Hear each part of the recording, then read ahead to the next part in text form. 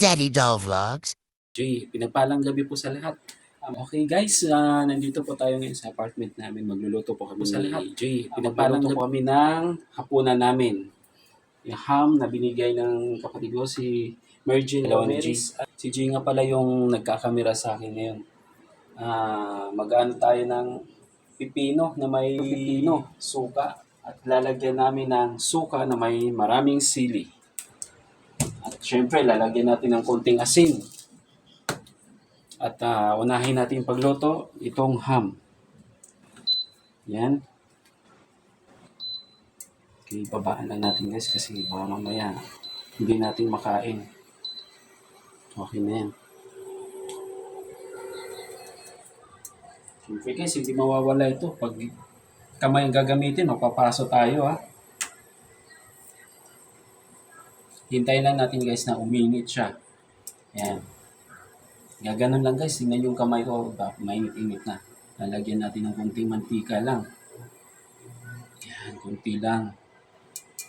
Balik natin para hindi mabuhos. Bawas-bawasan natin yung himik. Kailangan natin ng tinidor. Idagdagan pala natin ng mantika guys kasi konti lang yung lagay natin. Sabi ko kanina, konti lang.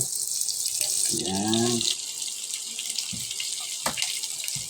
Diretso lang guys, hindi na natin ito babalatan guys.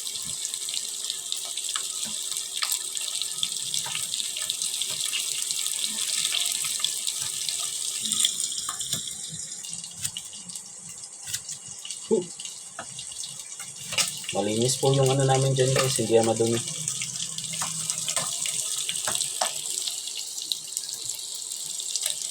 Para hindi na siya malaglag.